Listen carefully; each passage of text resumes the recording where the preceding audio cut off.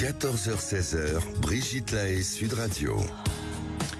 Bonjour à tous, nous sommes ensemble durant ces 2 heures et bien sûr sur Sud Radio. Un enfant quand je veux. Cette phrase, elle remonte à la fin des années 60. On l'a tous entendue, en tout cas on s'en rappelle tous, et elle a sans nul doute marqué les esprits, à tel point que les femmes croient être dans la capacité d'être enceintes lorsqu'elles le désirent. Sauf qu'elles ont oublié que Dame Nature est souvent capricieuse. Être enceinte, c'est loin d'être magique, sauf peut-être pour la Vierge Marie, bien sûr. Et comme d'ailleurs tomber enceinte, ça peut arriver parfois plus vite qu'on ne le voudrait. Avec Christian Jamin, qui est gynécologue et endocrinologue, il va pouvoir répondre à toutes les questions qu'on peut se poser, qui sont liées de près ou de loin sur la fertilité ou l'infertilité. Et je vous propose qu'on fasse le point sur les raisons qui font qu'une femme a toutes les chances d'être enceinte et les paramètres qui vont rendre une grossesse beaucoup plus hasardeuse. De même, il faudrait peut-être aussi parler de la PMA, qui semble tout être aujourd'hui une possibilité pour toutes les femmes d'avoir un enfant. Alors c'est certes une avancée médicale essentielle, mais c'est peut-être pas aussi idyllique qu'on le dit, parce que c'est plus compliqué qu'on l'imagine d'abord, et malheureusement les succès ne sont pas à la hauteur des espérances, puis je crois qu'il y a à peu près 30% de réussite quand il y a une PMA. Donc c'est bien important de se poser cette question, d'avoir ou pas un enfant, d'être ou pas enceinte. Et si vous voulez poser des questions à Christian Jamin, vous nous appelez au 0826 300 300. En devise du jour, inspirer ou expirer quand on fait l'amour? Telle est la question. En love conseil, je vous proposerai de retrouver la séduction entre vous. En sexo conseil, on va se poser la question du goût du sexe. Et le débat du jour, est-ce que le désir d'enfant est un désir surtout féminin? Est-ce que vous êtes d'accord ou pas avec ça? On en parlera tout à l'heure. Christian Jamin, merci d'être avec nous. Bonjour. Vaste sujet. Ouf. Si j'aurais su, j'aurais pas venu. Vous avez quand même 2 heures pour nous ouvrir les yeux. C'est compliqué parce que c'est à la fois un problème individuel, c'est souvent, en tout cas dans nos consultations, un problème individuel. Et puis quand on allume la radio, c'est un problème sociétal. Parce que la diminution de la fertilité touche la quasi-totalité des pays dits développés. Et je regardais une carte de l'OMS pas plus tard que ce matin. Les seuls pays où la croissance reste forte sont des pays d'Afrique subsaharienne et des pays qui n'ont rien à voir avec notre société actuelle. Je parle de la Chine, je parle de l'Inde, etc. La natalité s'effondre aussi. Donc là, on est dans un problème sociétal qui, à mon avis, n'a pas grand-chose à voir avec le problème individuel. Comme alors vous l'avez déjà, dit. excusez-moi, mais j'essaye de réfléchir en même temps que vous nous donnez ces informations. Il me semble que dans cette partie de l'Afrique, d'abord, il y a très peu de contraception, et ensuite, les gens ont encore une sexualité très très libre. Donc forcément, les femmes tombent enceintes, non? Est-ce que c'est pas une des premières, un des premiers paramètres? Il y a 1000 explications. Moi, non, mais mon explication est un peu différente de celle de celle-ci et de la quasi-totalité des gens. Je pense que depuis la nuit des temps, l'enfant était une nécessité religieuse, bien sûr. une nécessité sociétale. Oui, bien sûr. Parce que quand en France il y avait 70% de paysans, si on voulait, comme les retraites n'existaient pas, il fallait des enfants pour pérenniser la vie des aînés. Et puis il y avait les guerres aussi, la mortalité infantile. Et aujourd'hui, l'enfant n'est plus l'enfant nécessité, il est l'enfant plaisir. Et un enfant plaisir, ça peut être un enfant, 2 enfants. Et puis après, le côté plaisir, quand on a été réveillé la nuit, il y a moins de plaisir.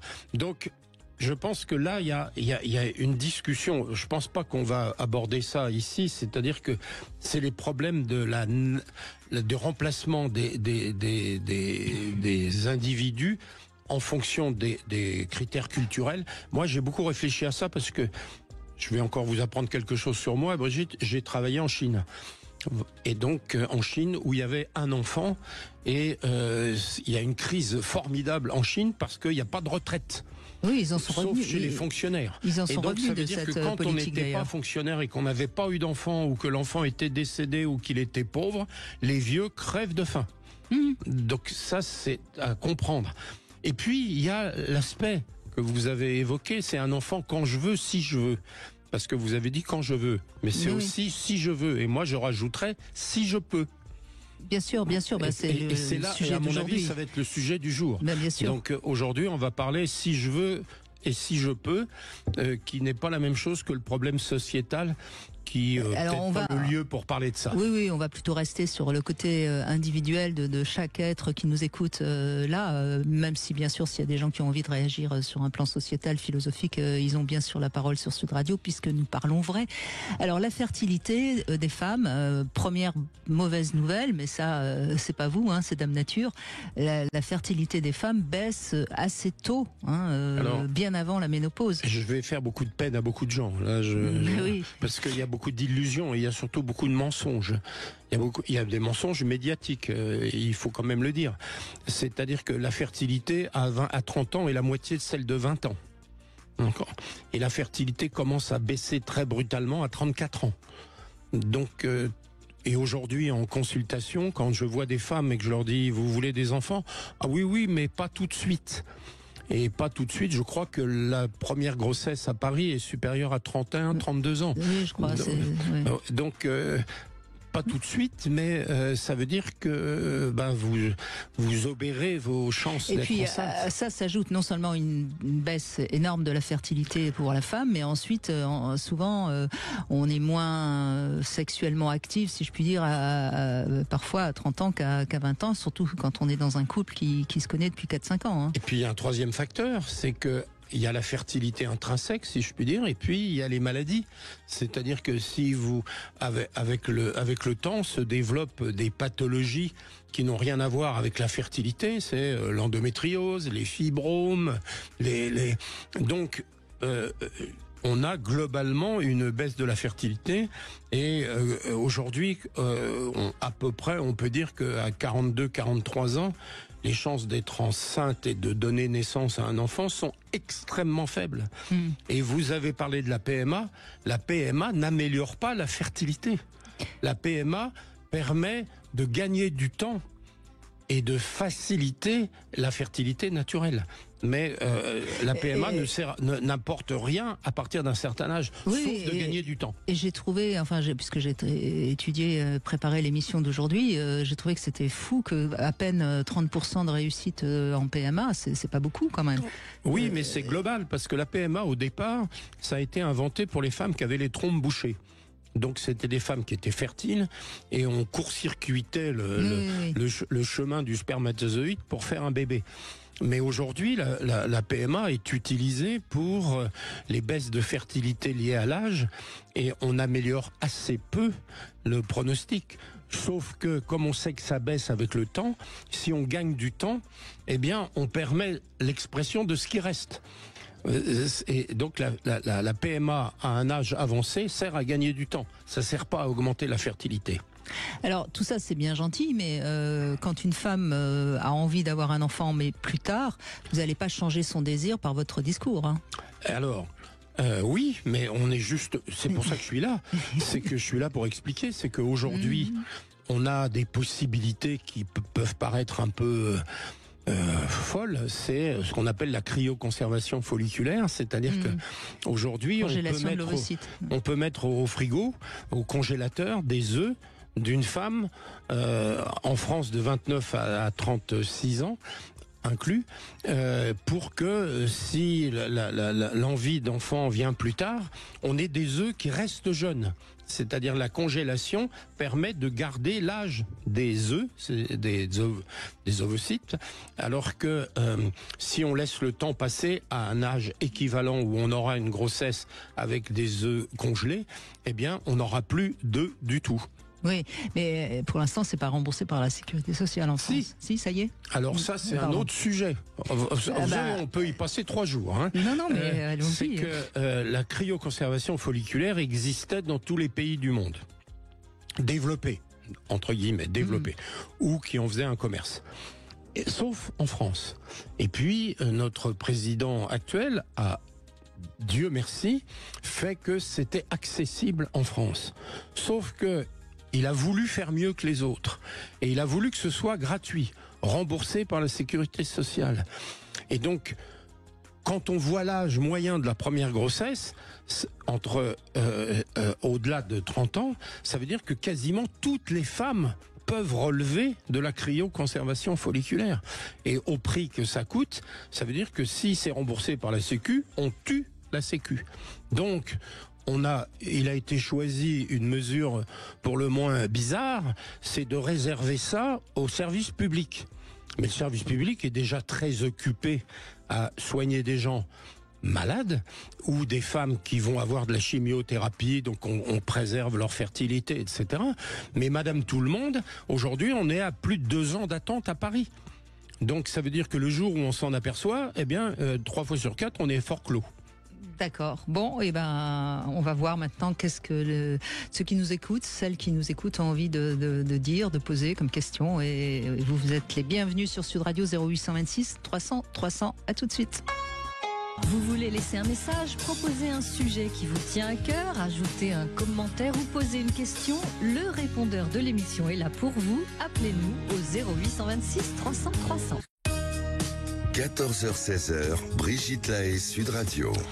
Christian Jamin est avec nous, gynécologue, endocrinologue. La fertilité, l'infertilité, il faut bien articuler pour qu'on fasse bien la différence. On en parle aujourd'hui et on commence avec une femme évidemment. Séverine, bonjour. Bonjour Brigitte et bonjour à Christian Jamin. Bonjour. Bonjour, merci d'être avec nous. Bonjour, merci à vous. Donc moi, je voulais évoquer un peu mon cas qui pourrait parfois rassurer certaines femmes, en tout cas j'espère. Alors maintenant, c'est aussi un peu d'histoire ancienne puisque j'ai la chance d'avoir un garçon. Alors j'étais toujours petit garçon, mais il a 23 ans maintenant, donc il est plus petit. Ça reste toujours votre petit garçon, on le sait bien. Voilà, c'est ça. C'est toujours nos bébés, en tout cas. Oui. Et donc, et pour ma part, alors l'expérience que j'ai vécue à l'époque était assez surprenante dans la mesure où on avait fait, alors on souhaitait, parce que tout à l'heure vous parliez de entre vouloir et pouvoir, effectivement il peut y avoir un grand fossé, on va dire, et pour notre part en tout cas à l'époque, on était très désireux d'avoir un enfant. Donc moi j'avais arrêté donc ma contraception et puis les mois ont passé, rien n'arrivait, les années et vous aviez quel âge à ce moment-là quand vous décidez d'avoir J'avais 27 ans. D'accord. Donc quand on a décidé, j'en avais 24. Ah oui, donc très jeune. Normalement. Oui, j'étais assez jeune, oui. À l'époque, oui, donc très jeune, mais sans sans contraception. Alors à l'époque, j'avais la pilule. Je l'ai eu assez jeune, la pilule, parce que j'avais des règles très très douloureuses et c'était a priori le seul moyen qui pouvait permettre d'atténuer les douleurs. Je crois qu'on sait aujourd'hui que la pilule n'empêche pas d'être enceinte quand on l'arrête. Donc ça n'a rien à voir. Oui, non, pas du tout. Non, mais c'est important toujours de redonner les informations. Ce qu'il faut savoir, c'est que quand j'étais en début de spécialisation, on n'avait pas les produits pour stimuler l'ovulation et on mettait les femmes sous pilule 6 mois quand elles n'arrivaient pas à être enceintes parce qu'à l'arrêt de la pilule, il y a un effet rebond et on augmente la fertilité dans les mois qui suivent l'arrêt de la pilule. Et donc il faut le dire parce que on a beaucoup de femmes qui arrêtent la pilule et qui disent tiens je vais attendre un peu pour purifier mon corps. C'est exactement l'inverse de ce qu'il faut faire. C'est-à-dire que quand on veut un enfant et quand on arrête la pilule, c'est le moment ou jamais de redoubler d'ardeur. Il faudrait presque prendre la pilule 6 mois pour être enceinte. Mais ça c'est fait. Et je l'ai fait. Je l'ai fait. Et ça marche. Ça marchait et ça continue à marcher. D'accord. Bon, ça c'est une information qu'on n'entend pas souvent. Non. Merci Christian Jamin, ça peut aider. Voilà. Donc vous arrêtez la pilule. Malheureusement, ça n'a pas cet effet domino. Non du tout, et j'avais un problème d'ovulation où j'étais déjà pas réglée régulièrement, c'est-à-dire que j'étais indisposée une fois, tous les 6 mois, donc 2 fois par an, ce qui n'était pas énorme.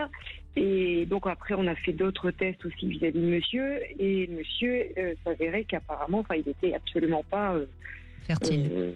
fertile non plus. Donc, on a fait donc différents tests, ça a pris quelques années.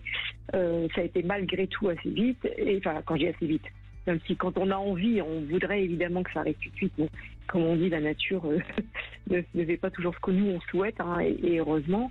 Et donc il s'avérait qu'on devait, donc on avait programmé avec le centre à l'époque de procéder passer par une FIV.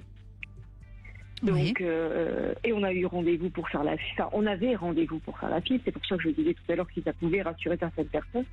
Et par magie, on va dire, je me suis retrouvée enceinte naturellement un mois avant la FIV. Juste un mois, à peu près un mois avant, a priori, puisque c'était. Alors, je suis tombée enceinte après avoir eu une maladie, on va dire, assez importante, qui m'a occasionné d'être hospitalisée quelques jours, avec un arrêt de travail de plus d'un mois. Donc peut-être que j'avais plus le stress, j'avais plus de pression, etc. Et je me suis retrouvée enceinte, voilà, juste le mois qui a suivi cette maladie, on va dire. Ce que vous voulez dire, tout Séverine, en quelques mots, en fait, vous voulez dire que ce qu'il faudrait aussi entendre, c'est que la possibilité d'être enceinte a aussi une dimension psychique. Hein. C'est bien ça Oui, que vous voulez signaler. Complètement, Hein. totalement. Bah, pour mon cas, voilà, c'est ce que je pensais. Oui, mais C'est pas votre cas, c'est tous les jours. C'est-à-dire que plus on est angoissé, plus on a de mal à être enceinte. Et moi, quand je vois un couple qui veut faire un enfant, je leur dis, vous commencez par arrêter de compter les jours. La fertilité maximum d'un spermatozoïde, c'est à l'amour tous les 3 jours. Donc, il faut vous y mettre sérieusement. Et puis, il faut pas prendre sa température. Il faut pas mettre une application sur son téléphone. Et ça marche très bien, ça. C'est-à-dire qu'il y a énormément de composantes psychologiques. Il faut lâcher. Faut lâcher l'affaire. Il faut lâcher prise, tout à fait. Alors, moi, j'avais lâché sur les derniers temps pour vous dire que j'avais pas eu mes règles, 9 mois avant. Donc, j'avais complètement abandonné l'idée. Et puis, donc, je pense que. Oui. Et vous étiez plutôt quelqu'un d'assez mince. Oui. Oui, je vous embauche. J'avais fait le diagnostic depuis longtemps. C'est-à-dire que souvent les femmes jeunes ont des nutritions un peu folkloriques et que pour avoir un fonctionnement ovarien normal, il faut être réellement omnivore. Omnivore, ça veut dire manger de tout. Et effectivement, dans les causes de fertilité, surtout des femmes jeunes, c'est le fait de se mettre à des régimes trop faibles. Infertilité, donc. L'infertilité, pardon. Et puis, comme aujourd'hui, nos chères compagnes jeunes font beaucoup de sport, donc elles mangent pas assez et elles dépensent trop. Il faut bien comprendre, oui, mais ça paraît tellement évident que pour pouvoir être enceinte, il faut avoir un peu de réserve, quoi. Voilà. Je pense que l'image, elle est tout à fait belle et c'est en ce sens que c'est pour ça que je me permettais cette question, Séverine. Bon, en tout cas, votre témoignage est intéressant parce que quand on parle, par exemple, moi j'ai un ami qui s'appelle Hugues Rennes qui a travaillé énormément sur l'infertilité, ça a été son travail toute sa vie. Il dit bien que le désir d'être enceinte, c'est un désir qui doit être au plus profond de soi et pas simplement un désir comme ça. Et c'est peut-être ça aussi que le témoignage de Séverine nous montre bien. Merci en tout cas. Christian Jamin, on continue. Dans un instant, on va retrouver le Love Conseil, puis ensuite on vous donne la parole bien sûr sur Sud Radio. Avec Christian Jamin, aujourd'hui, nous parlons fertilité. Vous avez rencontré des difficultés à tomber enceinte ou au contraire, vous êtes très fertile. Venez témoigner dans l'émission. Appelez-nous dès maintenant au 08 126 300 300. 14h-16h, Brigitte Lahaie, Sud Radio. Brigitte Lahaie, Sud Radio, le Love Conseil. Christian Jamin, je crois que vous serez d'accord avec moi, il faut toujours se séduire dans le couple et c'est vrai que en principe le couple est basé sur cette notion de fidélité et cette notion, alors je suis évidemment pas contre, bien sûr, mais cette notion a tendance à laisser chacun s'endormir un petit peu sur ses lauriers comme s'il ne pouvait rien y arriver puisque de toute façon on s'est marié pour la vie, etc. Et c'est vrai que du coup ça a comme effet de diminuer forcément un peu déjà la sexualité et moins on fait l'amour, moins on se séduit, plus le risque de dérapage existe. Et c'est pour ça qu'il faut continuer à se séduire comme si l'autre, à tout moment, pouvait trouver ailleurs une séduction ou être séduit ailleurs. Alors, ça ne veut pas dire qu'il faut être suspicieux, hein, bien sûr, mais il est important de bien comprendre que dans un couple, la sexualité, elle nécessite des rituels. On ne devrait jamais, en quelque sorte, faire l'amour machinalement. Il faut rester toujours ouvert aussi au monde extérieur, parce que c'est parce qu'on reste séduisant pour les autres qu'on se sent désirable pour son partenaire. Parce que c'est un regard qui fait que, par exemple, une femme qui continue à être séduisante dans la vie, au restaurant, elle va croiser le regard d'un homme qui va la trouver séduisante, désirable, et ça va nourrir son propre désir. Donc c'est vraiment important de toujours s'imaginer qu'on peut plaire aux autres, ce qui ne veut pas dire évidemment que je suis en train de dire qu'il faut être infidèle, hein. C'est juste continuer à être dans la séduction et évidemment être dans la séduction pour son partenaire. Ben non, pas seulement. Parce que pour moi, séduction bien ordonnée commence par soi-même. C'est-à-dire que je dis toujours aux femmes que pour être aimé, il faut commencer par s'aimer soi-même. Bien sûr, bien sûr. Bien sûr. Et donc la séduction commence par soi-même et après elle irradie vers les autres. Absolument. Donc on continue à se séduire et tout ira bien. Bonjour Marlène. Bonjour Brigitte. Bonjour Monsieur Janin. Bonjour. Voilà, je me suis pas trompée de nom. Non, c'est bien Christian Jamin. Christian, voilà. Je suis contente de pouvoir donner ma petite histoire aussi à moi. Allez-y. Je réunis beaucoup de sujets en fait en une seule.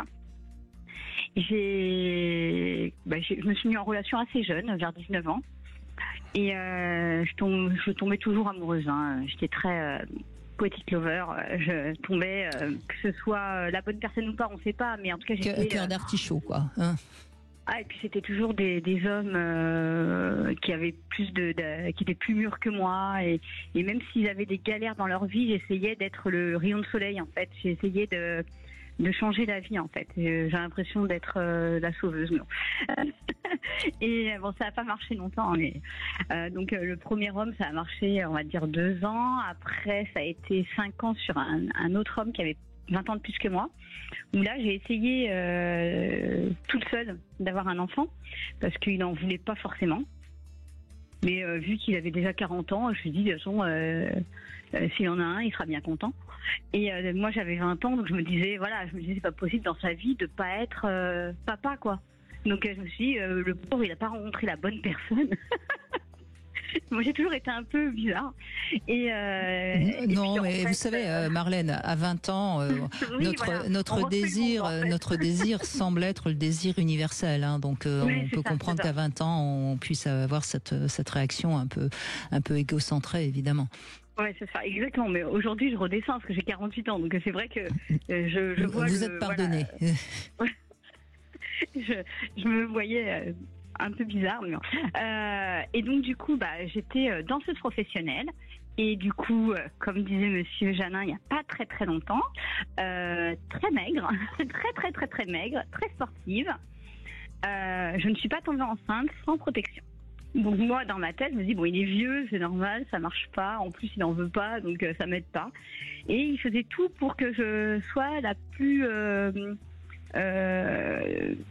quelqu'un de débrouillade dans la vie. Donc en fait il m'a servi un peu de tremplin, un peu de père, un peu de il m'a aidé dans la vie, mais il n'a jamais voulu s'engager avec moi, de peur certainement, hein. Je pense qu'il ressentait la différence d'âge, moi je la voyais pas, et du coup il m'a donné des ailes, hein, parce que à 25 ans j'en ai eu marre en fait d'attendre, et je suis partie. Et je suis restée 7 ans célibataire, mais célibataire plutôt femme à homme, mais pas me mettre en ménage. Et puis à 32 ans, je rencontre quelqu'un, c'est un peu plus sûr, un peu plus sérieux, et là je tombe enceinte, mais alors avec une capote.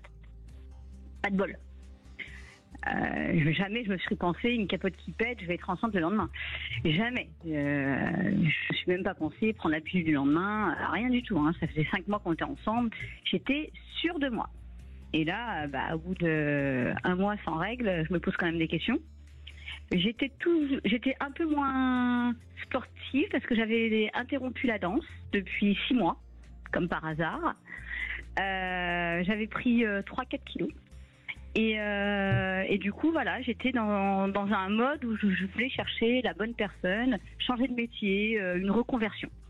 Et du coup, voilà, c'est les choses qui arrivent. Malheureusement, je l'ai pas gardé parce que la personne avec qui j'étais n'en voulait pas. Et je me suis dit que l'avortement était que pour nous, les femmes, égoïstement. On peut aussi donner l'opportunité à l'homme de choisir si il est prêt ou pas prêt. Donc voilà, moi j'ai choisi ce remède-là pour moi, pour mon psychisme, pour pas avoir à décider en fait, parce que pour moi je l'aurais gardé. J'aimais la personne avec qui j'étais, donc voilà. Et du coup, j'ai continué à chercher l'homme de ma vie et je pense l'avoir trouvé, même s'il y a des hauts et des bas. Et là, j'ai 2 beaux enfants, une fille et un garçon que j'ai eu à 38 et 39 ans. D'accord. Et depuis en fait mon interruption de grossesse, je n'ai jamais repris de pilule. J'ai été très prudente, j'ai pris que des préservatifs et voilà. Après j'ai fait que des relations longue durée. Entre parenthèses, je cherchais la personne. Donc c'était toujours pour tester si on s'entendait bien ou pas. C'était pas des flirts. Oui. Alors, ce qui est intéressant, là, encore une fois, on voit, vous tombez enceinte à 32 ans, 38, 39 ans, mais c'est encore une fois pas parce qu'il y a des femmes qui réussissent à tomber enceinte à 38 et 39 ans que forcément la fertilité est la même qu'à 20 ans. Non, c'est de la chance. Oui, enfin c'est de la chance, c'est votre génétique à vous. Hein, oui, tout à fait. Après, je crois qu'il faut toujours. Je ne sais pas d'ailleurs. Christian Jamin, quel est le pourcentage de chances d'être enceinte après à 38-39 ans? Alors, je suis venu avec mes anti-sèches. Oui. Parce qu'il y a un article très intéressant qui a été publié dans une revue américaine de la semaine dernière. Donc, je savais qu'on allait me poser cette question. Donc, à 42 ans, on est inférieur à 10%. D'accord, et à 38, on va dire 20%.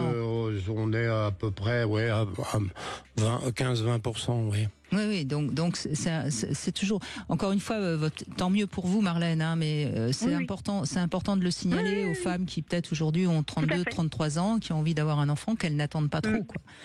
Mais maintenant, en même temps, et ça c'est quand même toute la question, et c'est aussi une question très sociétale. Moi, je respecte aussi ce que vous dites, c'est-à-dire qu'à 32 ans, vous êtes avec un homme qui n'en veut pas, vous acceptez d'avorter, bien que c'était pas votre désir le plus profond. Quand on est, j'ai brûlé un cierge. Non. Oui. Je m'en suis remis à Dieu parce que je me suis dit, pour moi, psychologiquement, à 32 ans, alors que je voulais mettre en couple, j'étais amoureuse de lui, c'était très très dur. Oui, et ça c'est aussi une chose qu'il faut bien comprendre, c'est qu'il y a une époque, de toute façon la femme tombait enceinte, l'homme il épousait la femme et puis il n'avait pas le choix non plus. Voilà. Donc on voit bien aussi qu'il y a la responsabilité des femmes, mais il y a aussi de l'autre côté la responsabilité des hommes qui quelque part, il avait sa part de responsabilité dans le fait que vous êtes tombée enceinte et visiblement il l'a pas tellement assumé non plus. Hein. Disons que c'est grâce, entre parenthèses, à ça que j'ai su qu'il ne m'avait jamais aimée. Que j'étais juste c'est quelqu'un qui était timide, introverti, et donc il préfère être avec quelqu'un tout le temps que de chercher, puisqu'il a du mal à chercher. Donc en fait, moi, j'ai pas compris son psychisme. Je savais pas comment il marchait, comment il fonctionnait. C'était quelqu'un de jovial, très drôle. On était l'un chez l'autre chez l'un. Voilà, ça se passait super bien. Mais moi, j'avais les yeux fermés.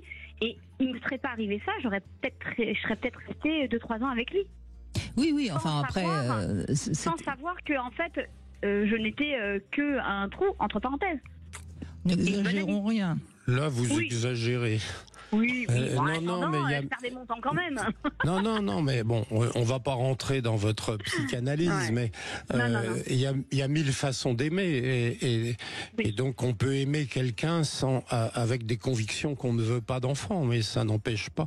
Oui, d'accord. Mais cela dit, après, la seule chose importante, c'est d'en parler. C'est-à-dire que vous fassiez vos choix en toute connaissance de cause, ce qui, si j'ai bien entendu, avait été le cas. Ah bah non. Et vous a dit qu'il voulait pas d'enfant, si? Ah non. Ah bah alors je me trompe. Non, c'est quand je suis tombée enceinte. Ah, c'est à ce moment-là. Oui, mais vous êtes tombée enceinte, c'est ce que je voulais souligner. De part et d'autre, vous avez 50% de responsabilité. C'est ça aussi. C'était ça surtout que je voulais soulever, parce qu'on a un peu tendance à tout mettre sur le dos des femmes. Je pense que l'homme a sa part de responsabilité quand il. On a vu que la capote a été déchirée. Il m'a dit ça serait bien de prendre la pilule le lendemain. Alors ça serait bien, c'est pas tu viens, on va ensemble et puis on va prendre la pilule du lendemain. Ça serait bien à l'occasion que tu la prennes. Donc moi j'ai pas... il a quand même eu la responsabilité de vous dire ça. Donc peut-être que vous il était mal quand il a retiré la capote et vous inconsciemment vous aviez peut-être envie de vous prouver que vous étiez capable d'être enceinte. C'est ça aussi que je retiens. Complètement inconsciemment, puisque pour moi j'étais sûre de pas l'être en fait. J'avais eu mes règles dans la foulée, donc c'était pour moi j'étais pas encore j'avais pas du tout parce que excusez-moi mais on est là aussi pour donner les bonnes informations. Dans votre cas, prendre la pilule du lendemain, c'était au moins être sûr de pas être obligé de faire un avortement. Donc ça aurait été la chose la plus intelligente à faire pour vous éviter justement ce que vous avez dû subir en faisant cette IVG. Donc ça c'est quand même important. Attention à nos croyances en tant que femme. Ça peut pas m'arriver, ça va m'arriver. Et je crois que ça, c'est ce que vous entendez, j'imagine, Christian Jamin, sans cesse tous les jours. Oui, bien sûr. Malheureusement. Et il faut ça. Alors, vous avez parlé d'oubli de pilule, si j'ai bien compris, ou pas du tout? Non, c'est le préservatif qui a craqué. C'est le préservatif, il n'y avait pas d'oubli de pilule. Non, puisqu'elle sa contraception était le préservatif, qui est une contraception qui marche bien, sauf quand évidemment il y a mauvaise utilisation. La première fois de ma vie, et ça a été la seule et unique fois. Sur plus de 20 ans d'utilisation de préservatif. J'utilise encore le préservatif avec mon mari. Oui. Donc non, c'est la première fois que c'est arrivé et ça c'est la dernière fois jusqu'à présent. Donc c'est très rare quand le préservatif casse. Quand on sait bien l'utiliser, oui, c'est un moyen de contraception qui marche. Mais en tout cas, votre témoignage, il y a beaucoup de choses, on en a dit beaucoup de choses et merci de nous l'avoir confié. Merci Marlène. Oui. C'est moi qui vous remercie. Au revoir. Au revoir. On va faire une petite pause et on se retrouve dans un instant toujours avec vous. Si vous avez des questions à poser à Christian Jamin, profitez-en. Il est avec nous jusqu'à 16h. 0826 300 300. À tout de suite. Vous voulez laisser un message, proposer un sujet qui vous tient à cœur, ajouter un commentaire ou poser une question? Le répondeur de l'émission est là pour vous. Appelez-nous au 0826. 11h-16h, Brigitte Lahaie, Sud Radio. Christian Jamin est avec nous. On évoque la fertilité et l'infertilité et on vous invite évidemment à témoigner, à poser vos questions. Bonjour Sarah. Bonjour Brigitte, bonjour Monsieur Jamin. Bonjour. Donc vous aussi, vous avez été maman assez tard, je crois. Ah oui, moi j'ai eu beaucoup de chance. C'était mon cadeau d'anniversaire pour mes 41 ans. Oui. Mon fils est né, il est né 15 jours avant mon anniversaire. Et c'est le plus grand bonheur de ma vie, donc c'est plutôt une histoire heureuse. Moi, je voulais avoir des enfants, mais j'ai été élevée par un père qui avait été élevé par une mère seule et qui n'avait pas une vie facile et qui m'a toujours dit, tout en voulant des petits enfants, mais il m'a toujours dit, un enfant, ça bousille la vie d'une femme. Sous-entendu, si tu fais un enfant trop tôt, tu vas te bien embêter. Voilà. Et je suppose que ça m'a beaucoup marqué, donc j'ai toujours fait extrêmement attention. Donc j'ai pris la pilule sans état d'âme, je me suis jamais posé de questions, tout se passait bien. Et puis j'arrivais à la trentaine, vous savez, les femmes on angoisse, on se dit ah là là, est-ce que... Et puis je trouvais pas le monsieur avec qui faire des enfants, donc j'étais très malheureuse, jusqu'au moment où j'ai trouvé le bon et où j'ai la chance, et je souhaite à beaucoup de femmes cette chance, de tomber enceinte pratiquement tout de suite. Une première fois et je l'ai perdu, une deuxième fois où là vraiment j'ai été au bout, et après j'ai eu encore deux grossesses qui sont pas arrivées à terme, dont la dernière à 48 ans. Donc ma gynéco me traite de phénomène assez régulièrement. Et après la naissance de mon fils, un mois après, j'étais prête à remettre ça, selon la gynéco, qui en revenait pas. Et c'est un vrai bonheur. Et bon, je regrette de ne pas en avoir plus, mais je suis ravie de mon fils, parce qu'il a été vraiment désiré, il est venu au bon moment. Moi, j'étais prête, je crois que j'aurais pas été prête, j'aurais été une très mauvaise mère plutôt. Mais à 41 ans, c'est génial, parce qu'on a le temps, on a fait le point sur beaucoup de choses, et on a le temps de voir grandir son enfant. Alors, d'accord, je suis une maman un peu vieille maintenant, puisque j'ai 59, et mon fils va avoir 17, mais on s'entend très bien. Moi, justement, il a beaucoup de maturité. Moi, je dialogue beaucoup avec lui. Et je suis ravie et j'aimerais que beaucoup de femmes aient la chance que j'ai eue. Et voilà. Oui, alors je ne crois pas qu'on puisse dire qu'on est une meilleure mère à 40 ans qu'à 20 ans. Je crois que ça, vous savez, je pense que c'est comme pour beaucoup de choses. On ne sait pas comment on réagit et comment on aurait réagi. J'ai parlé pour moi. J'ai parlé pour moi, Brigitte. Oui, mais je suis pas sûre. J'aurais été une catastrophe, ça, j'en suis sûre. Oh, je suis pas certaine, moi. Je pense que. J'étais pas prête du tout. Je vous assure. Je savais parce que c'était qu'un enfant. J'avais pas envie. En plus, c'est important d'avoir envie. Non, je vous assure, je parle pas pour tout le monde, mais je parle pour moi. Souvent, on s'adapte. Oui, je pense que, vu comment vous êtes aujourd'hui tellement contente d'avoir eu un enfant, je pense que vous auriez été émerveillée devant ce petit être qui venait de vous et qui avait besoin de vous pour grandir. Vous savez, je crois qu'il y a quand même quelque chose d'assez noble dans on va peut-être pas parler d'instinct maternel, mais en tout cas je pense que on a malheureusement des femmes qui ont des comportements tragiques avec leurs enfants, mais ce ne sont pas des femmes qui pourraient tenir ce discours que vous tenez. Je ne sais pas, mais je sais que j'ai été extrêmement heureuse et que la vie m'a fait un cadeau. Bien sûr. Je suis reconnaissante. Mais ce qui est intéressant dans votre témoignage, c'est qu'on voit bien l'importance de ce que nos parents nous disent quand on est une petite fille, une jeune fille, une adolescente et une jeune femme. Et il est évident que, puisque vous l'avez signalé, le discours de votre père a certainement contribué à ce parcours-là. Et c'est vrai que dans un des questionnements que je conseille souvent chez une femme qui se pose la question du désir d'enfant, c'est son rapport à sa mère et à la maternité, comment sa mère a vécu sa maternité. Oui, le couple. Je ne sais pas, parce que si vous voulez, mon père était quelqu'un d'extrêmement original, avec qui justement je parlais de tout mais ma mère par contre pas du tout. C'est-à-dire que moi quand j'ai eu mes règles pour la première fois, j'ai demandé à mon frère. Je veux dire, j'avais aucune éducation ni rien, et maman on n'a jamais parlé, et quand j'attendais mon fils, on s'est fâché, et donc je ne l'ai appelé qu'à la naissance de mon fils. Donc j'ai eu aucun tuilage émotionnel de la part de ma mère sur ma vie de femme. Mais justement, ça ne m'étonne pas du tout ça, parce que comment voulez-vous à 20 ans être prête à être mère avec une mère pareille? C'est pas compliqué. Il fallait le temps de mûrir et de grandir pour que ça puisse naître en vous, ce désir d'être mère. Donc, vous voyez ce que je veux dire? C'est-à-dire que oui, tout à fait. On voit bien la manière dont la fille s'est identifiée à sa mère. Elle va devenir vite avec l'envie d'être mère ou pas. Enfin, c'est peut-être un peu caricatural ce que je dis, mais c'est quand même assez juste. Je ne sais pas, parce que vous savez, on dit toujours que chez les parents, il y a une distribution entre le père et la mère. Chez moi, c'était la mère qui était fouettard et autorité, et le père qui était aimant et chaleureux. Et en fait, moi j'ai le sentiment qu'en tant que mère, je ressemble beaucoup à mon père. C'est-à-dire papa était à la fois très aimant, très chaleureux, et en même temps très, très intellectuel. C'est-à-dire qu'il avait une fonction un peu de guide. Et je vois avec mon fils, je suis plus comme mon père, c'est-à-dire je suis très chaleureuse, très aimante, et en même temps beaucoup d'échanges intellectuels. Je ne suis pas du tout comme ma mère. Enfin, j'espère. Alors je vais vous donner une piste de réflexion qui va peut-être vous surprendre. Si vous aviez eu une fille, peut-être que vous seriez différente. Vous savez quoi? Je me suis très souvent posé la question. Vous avez tout à fait raison. Et ben voilà. Qu'est-ce que vous voulez? On le sait aussi, ça, sur un plan psychologique. On va se comporter avec son fils comme on s'est comporté, enfin, par rapport au père, et avec sa fille par rapport à la mère. C'est encore une fois caricatural tout ça, mais il y a du vrai. Oui, c'est très vrai. Mais c'est bon, ça m'a beaucoup aidé dans mes réflexions, à tout ce que j'ai lu, tout ce que j'ai entendu. Voilà, je me suis beaucoup. Mais j'ai mûri, comme vous dites, il me fallait mûrir.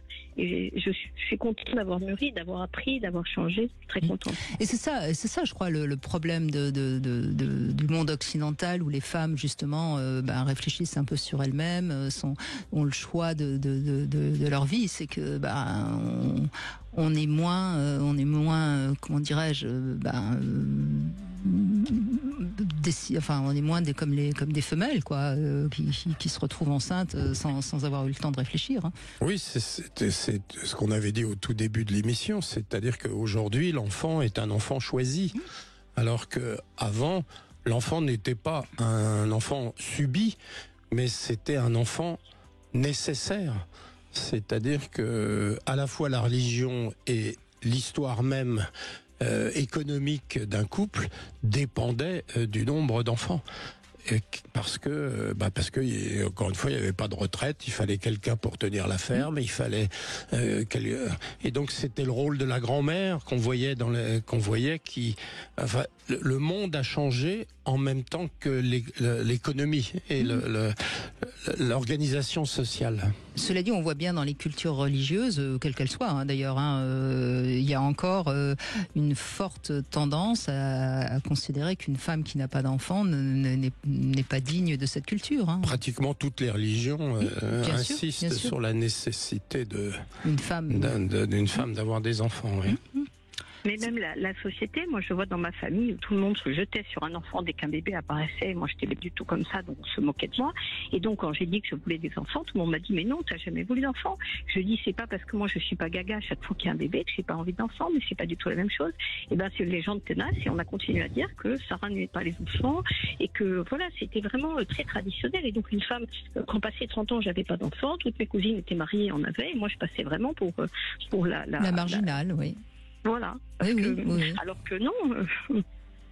Et tout le monde est étonné que mon fils soit bien élevé. Parce que dans ma famille, c'est une famille nombreuse. Alors, il faut avoir plein d'enfants. Moi, comme je n'en ai qu'un, il est nécessairement égoïste et il ne pense qu'à lui. Alors, tout le monde est étonné quand on voit que mon fils n'est pas du tout comme ça. Et on a dit à mon fils, mais comment se fait-il qu'avec une mère comme ça, tu peux être aussi bien? On lui a carrément dit ça. Et oui, c'est là où on voit qu'on est encore dans tous les stéréotypes. Ça bouge pas beaucoup, finalement. Mais bon, vous avez choisi votre vie et visiblement ça vous a réussi, donc bravo. Et tant mieux pour vous. Il suffisait d'essayer. Enfin, là, dans le domaine de l'enfant, essayer, ça coûte cher, si je puis dire. C'est-à-dire qu'il n'y a pas de retour en arrière. Oui, ça c'est sûr. Je sais que moi, il voulait absolument me faire une amniosynthèse à cause de mon âge. En fait, j'ai débrouillé tout le truc jusqu'au moment où j'ai compris que j'avais aucun facteur, ni la clarté nucale, ni rien. Et c'est simplement, ils avaient peur en termes de sécurité sociale d'avoir un enfant qui puisse avoir une anomalie quelconque. Et moi, j'ai attendu. Puis quand j'étais à 4 mois, j'ai réalisé parce que je connaissais pas tout. J'avais pas. C'est important, Brigitte, ce que vous disiez sur l'information. Moi, j'avais pas toutes ces informations. Je les ai apprises petit à petit. Et à 4 mois, je savais que c'était un accouchement de toute façon. Et là, je me suis dit écoute, on y va. Hein. Comme vous dites, hein, on y va et puis on dit à la grâce de Dieu et on espère que tout ça sera bien. Oui. Alors cela dit, c'est vrai que les médias ne donnent pas beaucoup d'informations sur ces sujets-là et on a tendance à toujours mettre en avant ce qui est positif, mais c'est vrai que c'est pas si simple que ça, la fertilité. Et je crois que c'est important, Christian Jamin, d'avoir donné déjà toutes ces informations qu'on va continuer évidemment dans cette deuxième heure à donner. Oui. Et puis clairement, la surveillance moderne de la grossesse apporte énormément de choses importantes avec l'échographie, l'amniosynthèse, le suivi. Donc, Oui, on prend beaucoup de précautions, mais on a raison. Oui, et puis il y a plus de femmes qui meurent en couche comme c'était le cas il y a un siècle et demi. Enfin, je veux dire, on a quand même heureusement la médecine a beaucoup aidé les femmes aussi bien pour leur grossesse que pour l'accouchement, même s'il y a encore beaucoup de choses à améliorer, notamment au moment de l'accouchement, mais ça c'est un autre débat, un autre sujet. Merci en tout cas Sarah de votre témoignage. On continue évidemment après les infos, mais je ne résiste pas à la petite devinette du jour. Christian Jamin, quelle est la différence entre une femme et une clôture? Vous avez le temps des infos pour me donner la réponse. Vous avez envie de réagir sur notre sujet aujourd'hui ou de poser vos questions à Christian Jamin? Nous vous attendons au 0826 300 300. Sud Radio, votre attention est notre plus belle récompense. 14h-16h, Brigitte Lahaie, Sud Radio. Et on continue à évoquer l'infertilité, la fertilité avec toutes les questions qu'on peut se poser grâce à Christian Jamin. Vous aurez les réponses puisque vous êtes... c'est un sujet d'ailleurs, je sais, qui vous passionne beaucoup. Aussi qui me bien passionne, mais que je vis... de nombreuses fois tous les jours. Ça c'est sûr, mais en même temps je sais que c'est un sujet qui vous passionne puisqu'on en parle souvent. Alors, avant de donner la parole à un homme, et c'est bien que les hommes aussi appellent parce que ça les concerne tout autant, jusqu'à nouvel ordre. Peut-être qu'un jour la médecine nous permettra d'être enceinte sans le petit spermatozoïde, mais pour l'instant c'est pas le cas. Je vais vous demander la réponse à ma devinette. Quelle différence entre une femme et une clôture ? J'aurais dit la sautée peut donner des surprises. Eh bien, on n'a pas besoin de grands discours pour sauter la clôture. Ah, bah voilà. Vous n'étiez pas loin, en effet. Alors, on va décoder la devise du jour. Inspirer ou expirer quand on fait l'amour. Eh bien, figurez-vous que l'inspiration augmente notre énergie et l'expiration nous apaise et donc favorise le lâcher-prise. Donc quand on fait l'amour, il faut inspirer pour avoir un peu plus d'énergie et pour éventuellement être plus dans une action forte. Et en revanche, si on veut favoriser le lâcher-prise, donc le ressenti de son corps, il faut expirer. Voilà. Et c'est vrai que on a tendance naturellement à prendre plus de soin à inspirer qu'à expirer quand on respire sans faire attention. Et c'est important de prendre un peu plus soin de l'expiration puisque c'est ce qui permet d'être plus dans le relâchement de son corps. Et je trouve que dans la sexualité, plus on est dans le relâchement, plus on a de la chance à ce que le plaisir soit plus fort. Donc pensez quand vous faites l'amour à expirer. J'essaye d'être inspiré avant. Oui, il vaut mieux aussi que l'autre vous inspire et que ça n'amène pas une expiration définitive. Exactement. Non plus comme la petite mort, évidemment. Alors, Benjamin est avec nous. Merci Benjamin. C'est bien que les hommes aussi participent à cette émission parce que vous avez votre part de responsabilité. Bonjour Benjamin. Oui, bonjour Brigitte et bonjour à votre invité. Merci de me recevoir. Moi, pour ma part, j'avais une petite question. Donc, moi, ça fait 6 ans que je suis marié avec ma femme et ça fait 14 ans qu'on est ensemble. J'ai 31 ans, donc en fait, c'était premier amour, c'était quelque chose d'incroyable. Et en fait, après le mariage, on a décidé de mettre la machine en route. Et en fait, on voyait que le temps passait et ma femme avait des difficultés pour avoir des enfants. Donc, elle est allée chez le gynéco et en fait, elle a été diagnostiquée SOPK. Donc, je ne sais pas si vous savez ce que c'est. Donc, c'est le syndrome des ovaires polykystiques.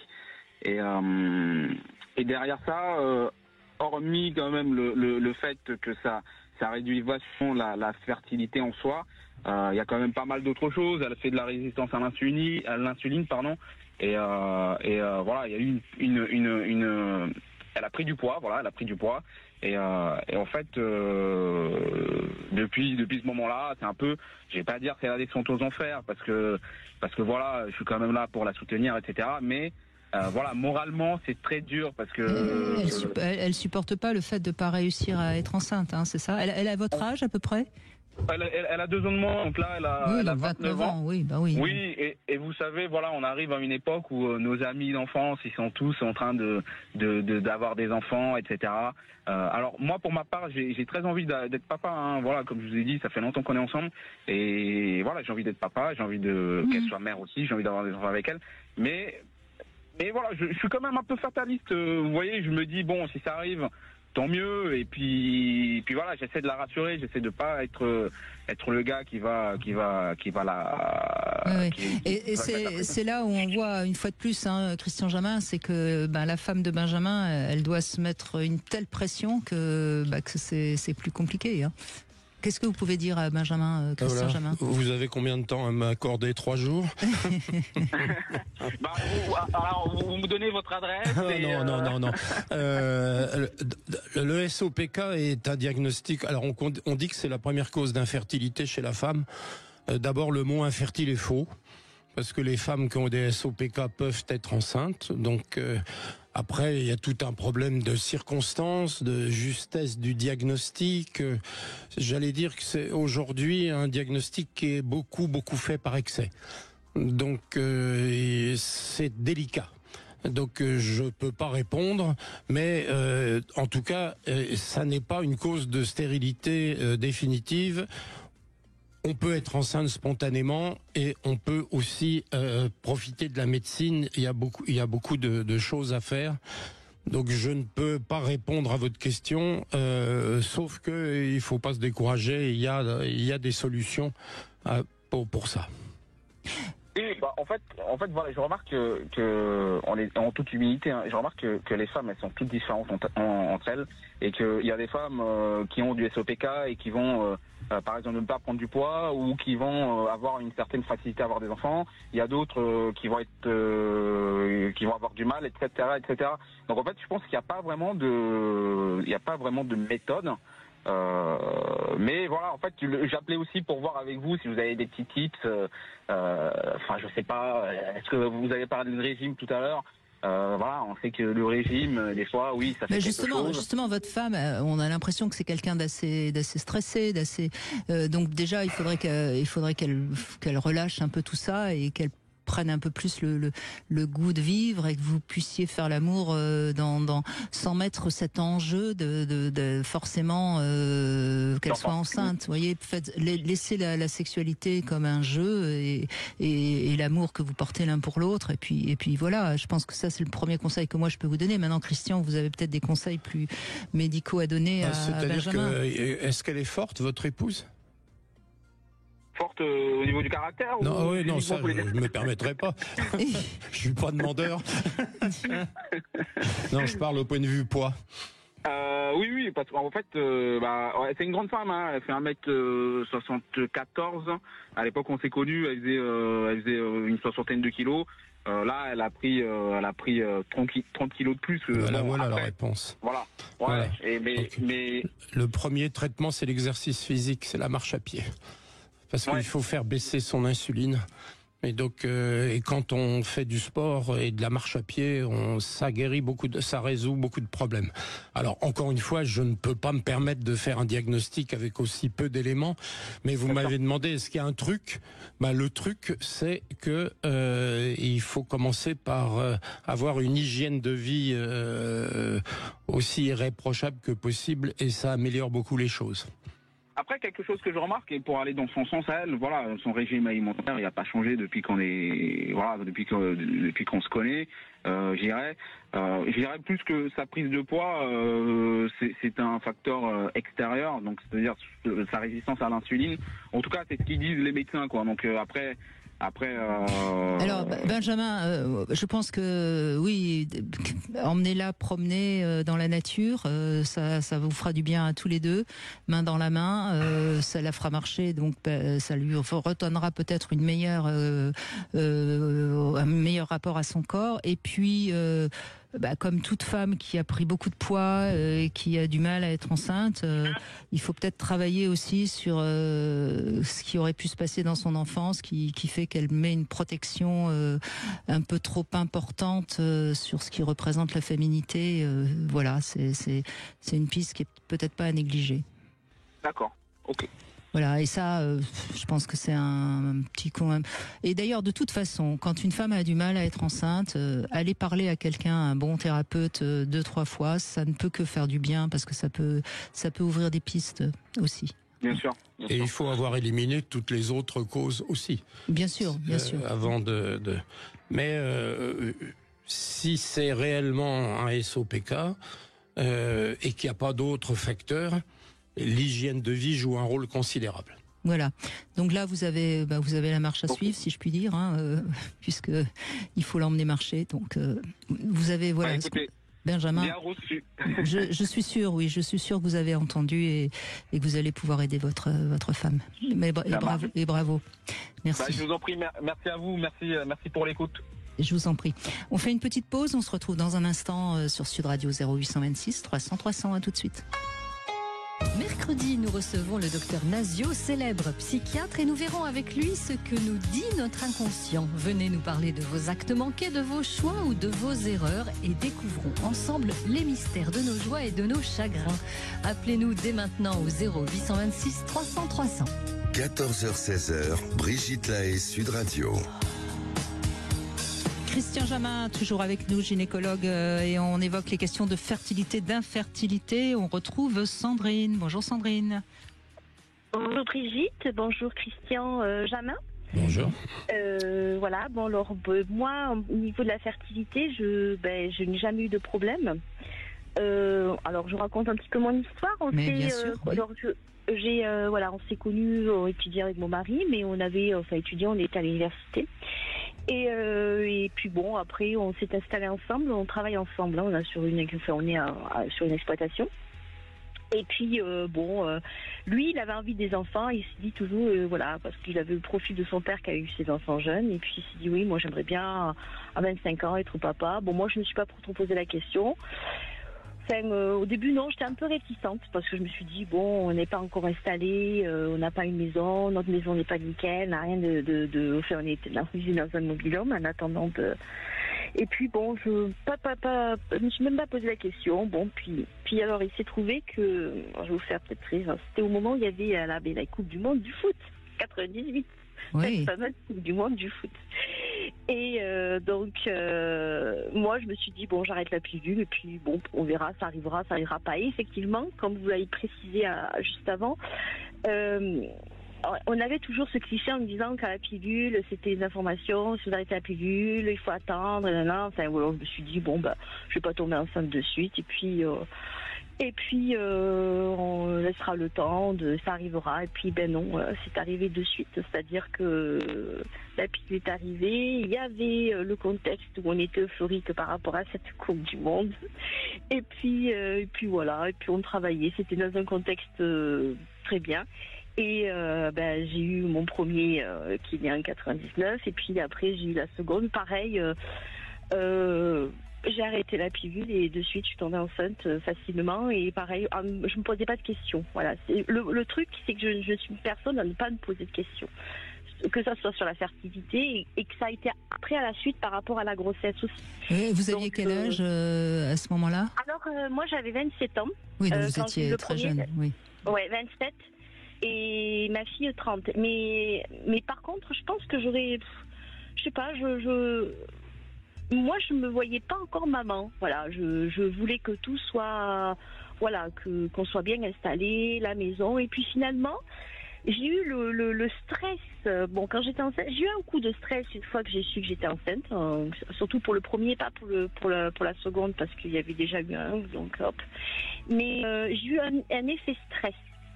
Et puis après, je me suis dit, bon, allez, on verra comment ça se passe. Et puis, quand il naîtra et que tout se passe bien. Et puis voilà. Donc voilà, c'est ça. C'est que je suis une personne à pas trop me poser de questions. Oui, j'entends bien. Et ce stress, c'était quoi? C'était le stress de la grossesse? C'était au niveau professionnel. D'accord. Non, c'était la responsabilité que ça impose de savoir que vous êtes enceinte, oui.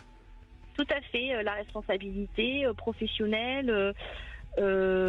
Comment après concilier, parce que je suis indépendante, je travaille donc tout et puis finalement ça s'est très bien passé, très bien passé. Voilà. Alors j'avoue, j'ai eu le rôle de maman et le rôle un peu de papa aussi. Enfin, il y a le papa, il est toujours présent. Enfin, je veux dire, c'était les enfants, ils suivaient avec moi au travail, ils suivaient aussi leur papa. Mais les courses, tout, c'était moi. Enfin, on se partageait. J'avoue, j'avais des fois le bon rôle comme le mauvais rôle, parce que quand on fait, voilà, c'est comme ça. Ça fait partie, voilà. C'est quand même voilà, ça peut-être, je sais pas si ça joue ou pas, mais avoir un enfant, c'est vrai, comme vous l'avez dit, maintenant on va discuter, on va se dire où c'est le moment, où c'est pas le moment, où est-ce que je me sens maman, est-ce que je vais me sentir mère ou pas. Moi, je me suis pas posé la question à ce moment-là de poser cette question de me sentir maman ou pas. Je pense à justement à l'autre auditrice. Moi, je l'ai fait parce que je l'ai fait pour mon mari. Et puis je me suis dit, ça fait partie de la vie. Faut qu'à un moment donné, faut passer. Mais vous savez, un complément de notre vie. Oui, mais je pense, Sandrine, que c'est peut-être la meilleure raison de faire un enfant. C'est parce qu'on est deux et qu'on s'aime et que on avance et on crée un enfant parce qu'il y a une relation d'amour entre deux êtres. Pour moi, c'est quand même la plus belle raison d'avoir un enfant. Enfin, ça me semble. Parce que d'abord, je crois que c'est plus facile quand même d'élever des enfants quand on est deux, même si vous avez peut-être eu votre part plus que lui. Non, qu'est-ce que vous en pensez, Christian Jamin ? Je pense que vous avez tout bon. Non, c'est gentil, merci, non, je reviendrai. Moi, je parle pas vous, je parle de notre auditrice. Non, vous avez tout bon. Vous nous avez dit que vous avez arrêté la pilule et puis vous avez fait un bébé tout de suite. Vous n'y pensiez pas, vous trouviez que c'était naturel et vous avez fait un enfant tout de suite. C'est-à-dire que vous avez retiré 2 erreurs majeures. La première, c'est de perdre le bénéfice de l'arrêt de la pilule, et le deuxième, c'est de pas vous prendre la tête. Et vous avez fait ça naturellement, et c'est comme ça que ça marche. Alors après, oui, quand ça ne vient pas, là, on peut lancer des réflexions, si je puis dire, ou des explorations. Mais là, vous avez tout bon. Voilà. Bon. Juste, j'ai un petit, si ça peut aider certains auditeurs. Bon, je connais, disons, la personne qui m'a raconté ça, c'est une belle histoire, je trouve. Elle avait donc eu un problème de santé. Et puis, c'est une directrice, donc elle était dans un centre médical. Et sa directrice, à l'époque, n'arrivait pas à avoir d'enfant. Et donc, ils avaient décidé d'adopter avec son mari. Et quand ils sont allés chercher donc le bébé, bien après, je vous raconte tout, c'est très long l'adoption, le bébé, un petit vietnamien, elle ne le savait pas puisqu'elle n'avait pas des règles régulières et qu'elle n'était pas réglée, elle ne s'est même pas posé la question. Il s'est trouvé qu'elle était déjà enceinte de à peu près 3 ou 4 mois à peu près. Et donc ça fait que le bébé et le petit frère qui est arrivé après se sont retrouvés pratiquement jumeaux, voilà. C'est exactement ça, c'est très fréquent, enfin c'est fréquent. Oui, ça arrive souvent. Oui. C'est-à-dire qu'on lâche prise et on arrête de s'angoisser et on se dit on a la solution. Et à ce moment-là, on revit normalement et on fait un bébé. Voilà, ça fait partie du lever d'inhibition. Voilà. Bon, si ça peut rassurer, voilà. Après, bon. Oui, mais c'est en fait ce que vient de dire Christian Jamin, je vais le dire avec des mots très clairs que tout le monde va comprendre. Il y a une autorisation d'être parent puisqu'ils ont eu l'accord de l'adoption, et à partir du moment où il y a l'autorisation d'être parent, la femme peut être enceinte.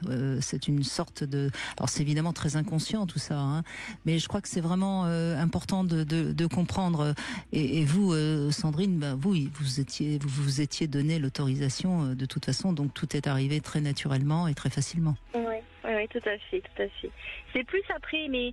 Après, c'est vrai mais Sandrine, être parent, c'est un boulot, peut-être pas à plein temps, mais c'est un boulot. Mais même encore, moi je vois maintenant, il y en a 25 ans et elle va avoir 22 ans, ma fille, c'est toujours pareil. Oui, mais bien sûr. Mais en même temps, ça donne un sens, ça donne un sens à sa vie, ça donne.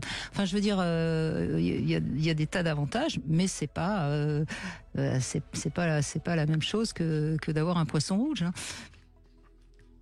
C'est clair. Enfin. Bon, vous voulez réagir? Non, je suis content que vous les ayez appelés parce que c'est tellement vrai ce que vous avez dit. C'est que un enfant, c'est d'abord du plaisir, du désir et pas des calculs sur un calendrier. Mmh. Merci Sandrine de votre témoignage qui est tellement naturel et plein de bon sens. On fait une petite pause, on se retrouve avec le Sexo Conseil. On va parler du goût du sexe et on continue bien sûr à vous donner la parole sur Sud Radio 08 126 300 300. À tout de suite.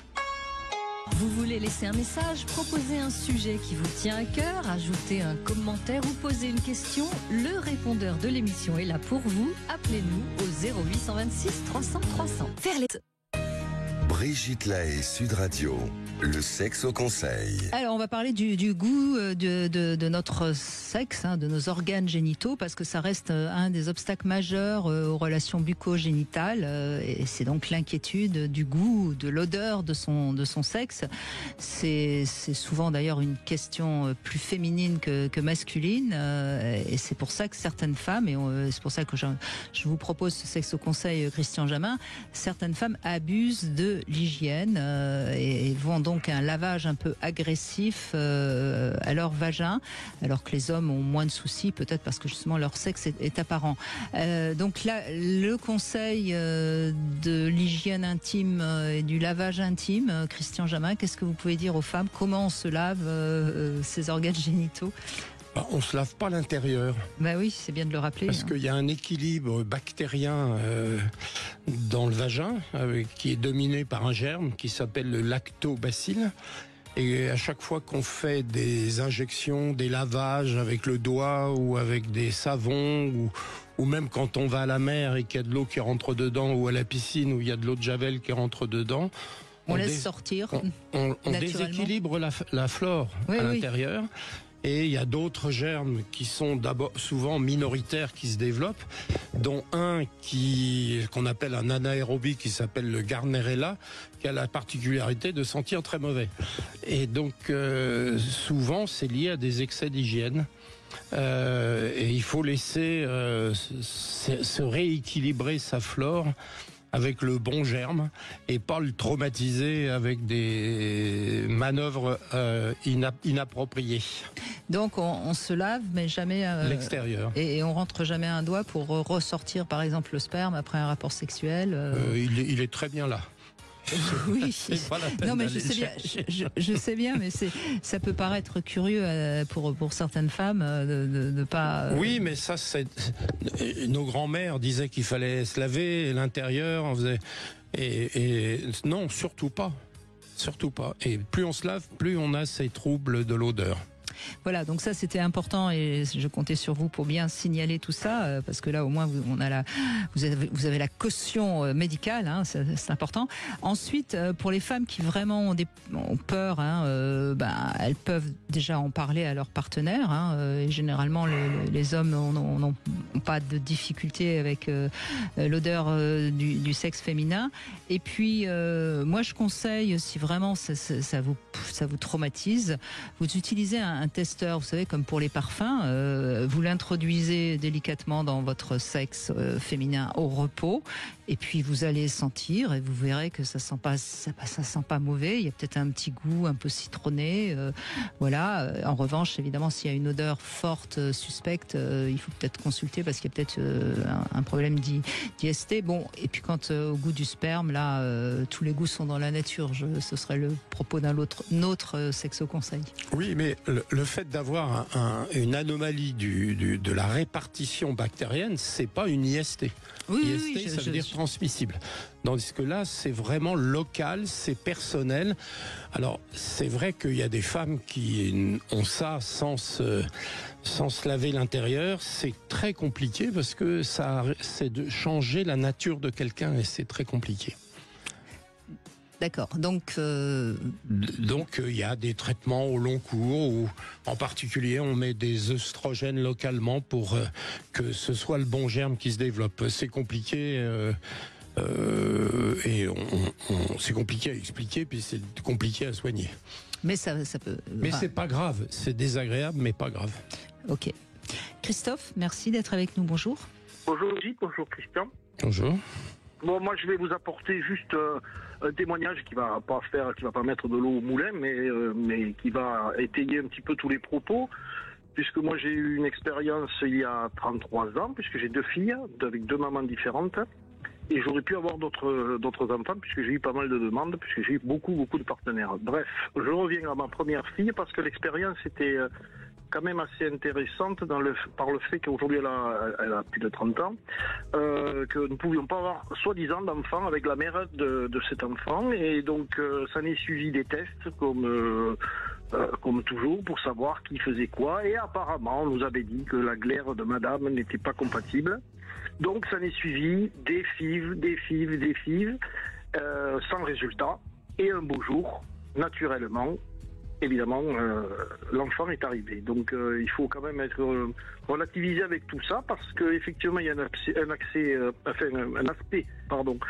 psychologique et psychique qui rentre en compte. C'est vrai, c'est tout ce que vous avez dit depuis le début de l'émission, puisque je l'écoute. Et donc il faut effectivement laisser faire la nature de temps en temps, parce qu'effectivement souvent on peut croire qu'on ne peut pas, et puis ça arrive. Donc je pense que le conseil, c'est faisons l'amour pour avoir des enfants. Oui, ça c'est jusqu'à nouvel ordre, c'est quand même comme ça que ça se passe. Non, mais ce qui est important, Christophe, et votre témoignage une fois de plus montre que il y a pas une réponse absolue, parce que là. Parfois, oui, c'est la médecine qui va aider à ce qu'il y ait une naissance qui arrive, et puis parfois, trop de médecine va avoir l'effet inverse. Donc, qu'est-ce qu'on peut donner comme conseil Oui, c'est pour ça que moi je ne donne pas de conseils, je donne simplement mon expérience. Je sais bien. Et parce qu'en plus c'est chemin de croix. À l'époque, il fallait se retrouver dans des box pour évidemment se masturber pour récupérer la semence. Ma femme à l'époque ne venait pas avec moi. En fait, c'était assez compliqué quand même, comme démarche pour faire des filles. Donc voilà, c'est pas évident quoi.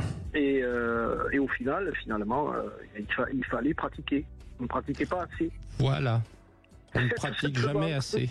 Exactement, c'est ce que je dis. L'entraînement ne nuit pas. Exactement, c'est ce que je dis souvent. Il faut s'entraîner. C'est ce que je disais tout à l'heure, c'est-à-dire que quand on décide d'avoir un enfant, il faut avoir une vie sexuelle active. Et encore une fois, l'idéal, c'est des rapports tous les 3 jours. C'est ce qui donne le meilleur résultat. Alors évidemment, on fait pas ça avec un chronomètre à la main. Hein. Si on a envie d'en avoir un de plus, il n'y a aucun problème. Mais il faut faire l'amour régulièrement, alors qu'on voit des couples qui font l'amour que le samedi soir, et si on n'a pas de chance, le samedi soir ça marche pas. D'autre part, il faut pas tenir de compte, il faut pas prendre sa température, il faut pas compter les jours, il faut pas mettre une application sur son téléphone. Alors vous dites il faut pas faire tout ça, tout simplement parce que ça donne du stress et une sorte. Ça prend la tête. Oui, c'est ça. Oui. Non mais c'est pour ça qu'il faut pas le faire. D'abord ça marche pas, puis ça devient une corvée. C'est-à-dire que non, c'est mercredi, c'est le jour de l'amour. Non, c'est pas le jour de l'amour. C'est l'amour quand on a envie et le plus souvent possible. Mais il faut pas se mettre la pression. Hein, non, c'est anti-productif, et puis il faut pas avoir non plus ce souci de résultat, quoi. Surtout. Voilà, donc après à partir d'un... Alors le temps nécessaire à mettre en route ce qu'on appelle la PMA, c'est-à-dire d'aller voir un médecin, dépend de l'âge. C'est-à-dire que avant, quand on faisait des enfants à 20 ans, on disait on ne fait rien avant 1 ou 2 ans. Et maintenant qu'on essaye les enfants à 35 ans, il faut consulter à 6 mois. Parce qu'on n'a pas de temps. Donc, on n'a pas de temps à perdre. On n'a pas de temps à perdre. Donc c'est important on l'a dit, plus on est jeune, plus c'est facile. Mais plus on est jeune, plus on peut laisser de temps au hasard. Alors que quand on a dépassé 35 ans, ou même un peu plus tôt, là il faut agir vite. C'est sûr. C'est sûr, mais je me rappelle d'ailleurs le professeur qui nous avait reçus à Toulouse, la première question qu'il avait posée, il avait dit mais vous faites l'amour combien de fois par semaine? Et voilà un homme. Et c'était il y a plus de 30 ans, et donc on en est toujours au même point, de toute façon on peut pas inventer l'histoire, et moi j'avais permis de lui dire qu'on faisait 1 fois, 2 fois, il m'a dit non mais tant que ce ne sera pas 3 fois par semaine, ne venez pas me voir. Voilà, voilà un homme sage. C'est ça. Oui, parce que 3 fois par semaine, vous êtes sûr de pas louper l'ovulation. Voilà. Un spermatozoïde, ça vit 5 jours dans le ventre d'une femme.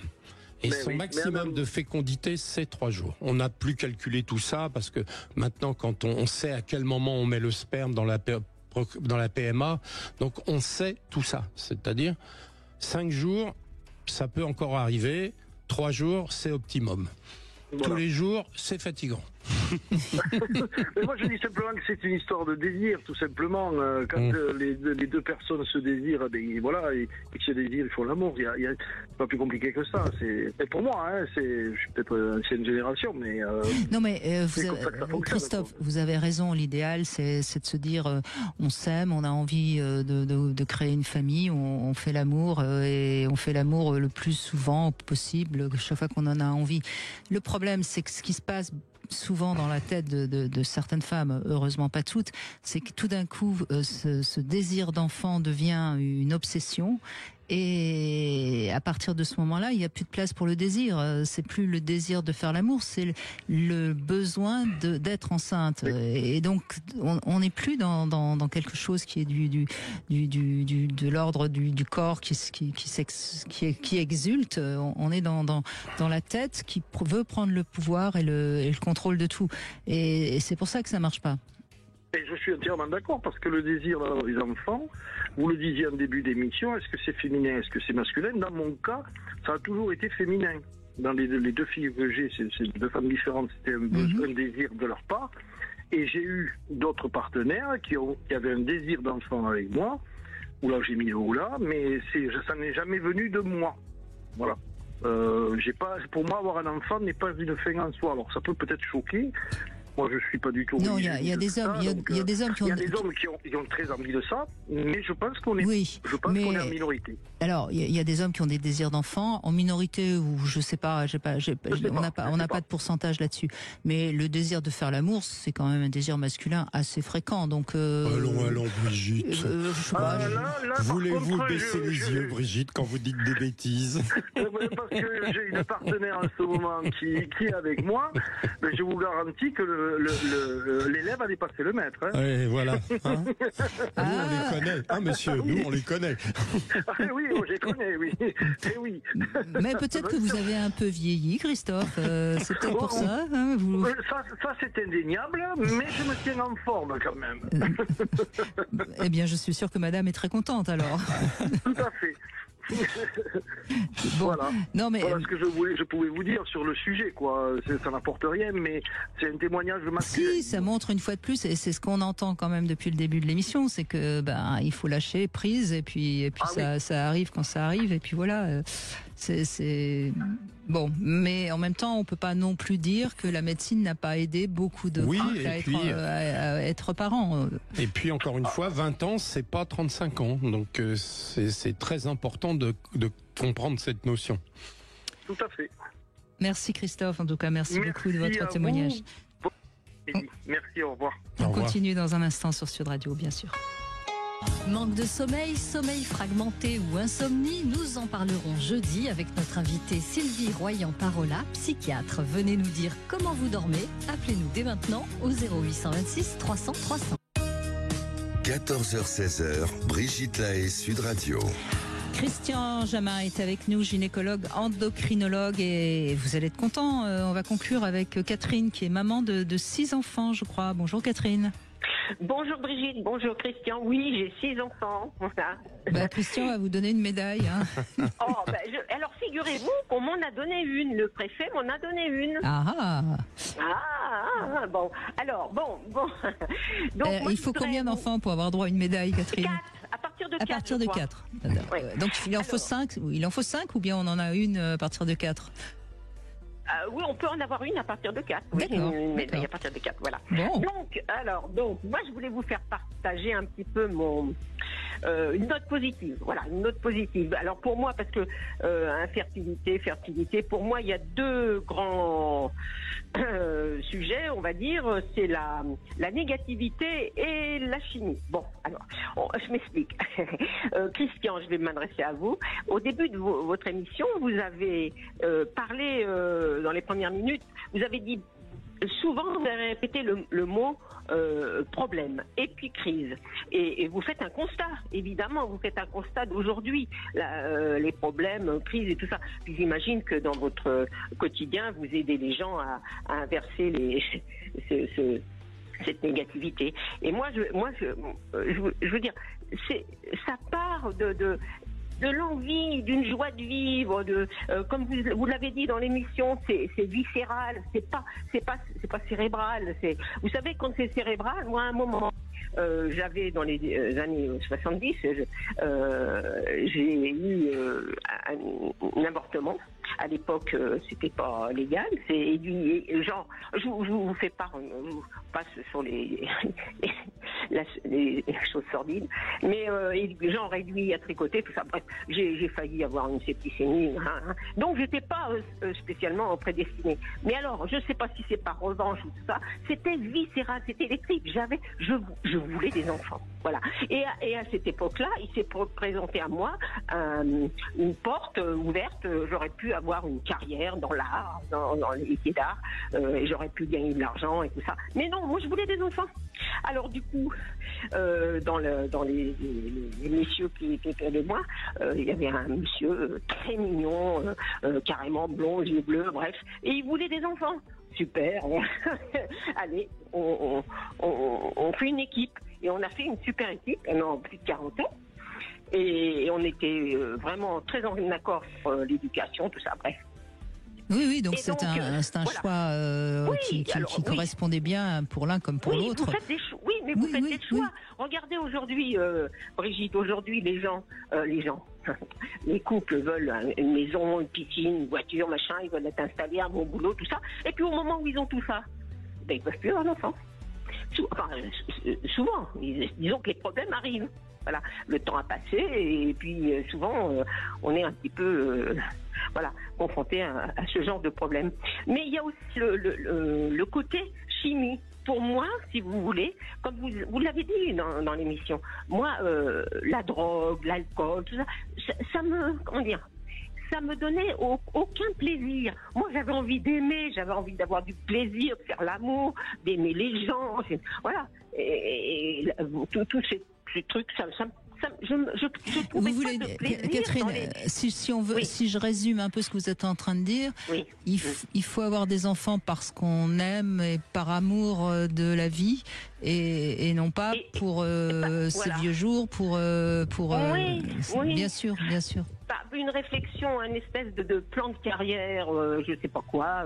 Et comme vous avez dit, on fait pas un enfant, c'est pas un jouet, c'est pas parce que je vais vous dire, on en prend pour quelques dizaines d'années, quelque part. Et puis je vais vous dire, c'est de toutes les nuits. Moi, par exemple, je ne dors pas plus que 2-3 heures par fraction depuis. Vous voyez, je n'ai plus de sommeil, parce que c'est comme ça, le corps, il se souvient, il faut avoir une oreille, des enfants qui pleurent, les tétés de la nuit, ceci, cela. Mais j'ai eu beaucoup de chance, on a une nature. Moi, j'ai une nature joyeuse, si vous voulez, vous voyez. J'ai toujours expliqué aux gens qui m'entourent qu'il faut garder son libre arbitre et son discernement et ressentir avec les tripes, avec le cœur, pas avec la tronche. Vous voyez, et tous les jours, je rencontre des gens. Moi, j'adore m'entourer de jeunes gens et tout ça, de leur faire participer à toutes les anecdotes quand ils veulent des enfants, tout ça, tout ce parcours, c'est énorme. Je pourrais vous en parler pendant des heures. Vous voyez, mais comment dire. Après, il y a la chimie. Pendant 50 ans, Christian, j'espère que vous êtes d'accord avec moi, on a tout bousillé avec la chimie. Vous voyez ? Le sol, l'eau, l'air, tout. Et je pense que ça a beaucoup d'incidence sur l'infertilité. Moi, c'est mon avis maintenant. Et alors, puis Christian, les médicaments. donc on va laisser répondre Christian puisque vous l'avez interpellé. Alors, ben oui. Non, mais alors, je partage 100 fois votre avis, c'est-à-dire que je dis toujours aux gens qu'il faut, quand on ouvre les yeux le matin, trouver que le soleil est beau, qu'on a ce qu'il faut pour manger, qu'on vit pas dans une guerre et que on peut faire l'amour. Et je suis complètement d'accord avec vous. Je veux aussi dire que l'environnement de tout, a des effets négatifs sur notre humeur. Et il faut savoir, et c'est le plus compliqué aujourd'hui, c'est de faire la part des choses entre ce qui impacte notre bonheur et ne pas lui donner toute la place. Voilà. Et effectivement, s'aimer et faire l'amour, c'est un bon traitement. Voilà. Oui. Mais on est aussi les enfants de sa société. Oui, c'est un constat de ce qui se passe maintenant. Oui, mais Regardez, je pense, vous savez, Catherine, je me permets juste de dire une chose importante, et votre témoignage est formidable. Je suis ravie qu'on termine par votre témoignage parce que vous êtes l'espoir, si je puis dire, de toutes ces femmes qui ont envie d'avoir des enfants et puis qui, pour des tas de raisons, se mettent des freins. Je crois qu'il faut toujours ne pas, c'est pas toujours tout noir ou tout blanc. Je pense pas que les problèmes d'infertilité soient dus uniquement à des problèmes de chimie, comme vous le dites. Il y a peut-être, ça a forcément des, mais en même temps, grâce à l'avancée de la médecine, il y a quand même beaucoup de choses qui ont avancé. Donc, vous voyez, aujourd'hui, les femmes ne meurent plus en couche, et ça, c'est quand même grâce à la chimie, en gros. Enfin, si on simplifie, vous voyez. Donc, faisons attention aussi de pas toujours trouver le responsable. On a tous notre possibilité de faire nos choix et ne cherchons pas toujours quelqu'un d'autre de coupable. C'est juste ce que je voulais dire par rapport à ça. Je partage votre avis, mais quand on entend les statistiques sur les pays où on est le plus heureux, la France ne sort pas en premier, très très loin. Et donc un jour j'écoutais un psychiatre qui ont posé la question, mais pourquoi les Français qui sont quand même bénis en termes de géographie, de revenus, de tout, pourquoi les Français sont si pessimistes? Et il a répondu, parce que c'est parce qu'on a peur de perdre. C'est-à-dire que ce qui rend malheureux, c'est le fait de la fragilité de ce qu'on possède, et je pense que comme c'est sûr que quand on n'a rien, on n'a pas peur de perdre. Et pendant les périodes de guerre, on fait des enfants, on en parlait tout à l'heure, Brigitte, et donc il faut lutter contre la morosité et de se dire que quand on a la chance d'être en bonne santé, quand on a la chance de vivre en France, et quand on a la chance d'avoir autour de soi des gens avec lesquels on est heureux, il faut se le répéter tous les jours. Oui, et tout à fait d'accord avec vous. Oui, s'entourer de gens positifs et avoir ce discernement. Vous voyez, Brigitte, c'est là où je rebondis sur ce que vous dites. Ce discernement, justement, pour savoir si cette chimie, elle est bonne pour vous. Oui, bien sûr, mais ce qui est bon pour moi n'est peut-être pas bon pour vous, Catherine, et vice versa. Et qu'importe, mais on a, là, je suis d'accord avec Christian. On est quand même dans un pays où on a la chance de faire les choix qu'on veut. Regardez en Iran cette femme qui s'est dénudée pour crier sa liberté. Je crains qu'elle n'ait plus beaucoup de choix. Donc, à un moment donné, on est en France. Toutes les femmes ont le choix de ce qu'elles ont envie de faire de leur corps, et vous avez fait ce choix-là, Catherine, et vous en êtes heureuse, et je suis ravie pour vous. Après, c'est pas forcément pour ça que c'est le choix que doivent faire toutes les femmes. Il y a pas de. C'est peut-être pour ça d'ailleurs que les gens sont si anxieux et si malheureux. C'est parce qu'on a tous les choix. Et donc, si on ne réussit pas à être heureux, et si on ne réussit pas sa vie, on ne peut s'en prendre qu'à soi en France. On peut peut-être pas tellement s'en prendre à quelqu'un d'autre qu'à soi-même. Et ça, c'est quand même pas si facile à assumer, cette responsabilité. Pas de nom. Je n'ai donné aucun nom. Et c'est peut-être ça la difficulté. C'est que, et peut-être qu'à ce moment-là, il faut écouter un peu mieux qui on est et comprendre quels sont nos vrais désirs. Et vous Catherine, vous avez eu la chance, peut-être, ce qui n'est pas le cas de tout le monde, vous avez eu la chance d'être habité par un véritable élan d'amour et d'élan vital qui vous a poussé malgré vous à faire les choix qu'il vous fallait. Un jour, j'écoutais une émission de radio où il y avait un père d'un enfant handicapé. Et la personne qui lui posait des questions lui disait, mais est-ce que c'est pas épouvantable pour lui de vivre comme ça? Il a répondu, mais non, vous n'avez rien compris. Lui, son bonheur, c'est pas les mêmes que nous. Lui, son bonheur, c'est de voir le soleil se lever, c'est d'avoir sa famille autour de lui.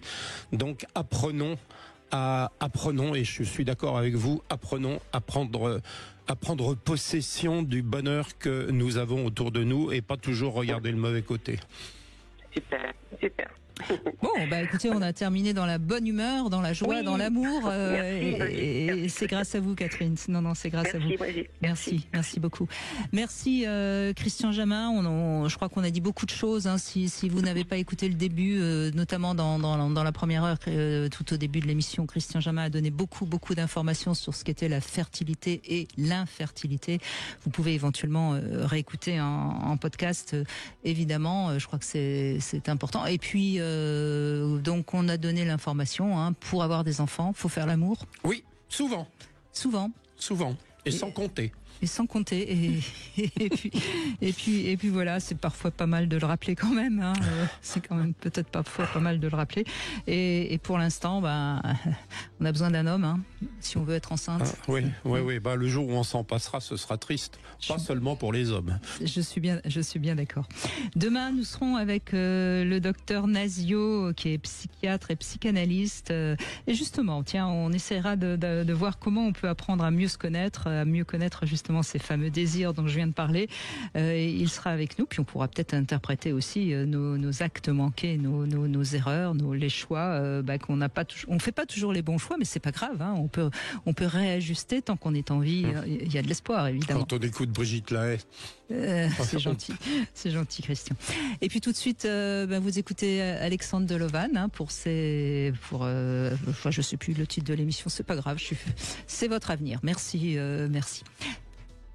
Sud Radio, votre attention est notre plus belle récompense. J'adore Sud Radio dans la mesure où, là au moins, on peut s'exprimer en direct et donner notre avis. Sud Radio, parlons vrai.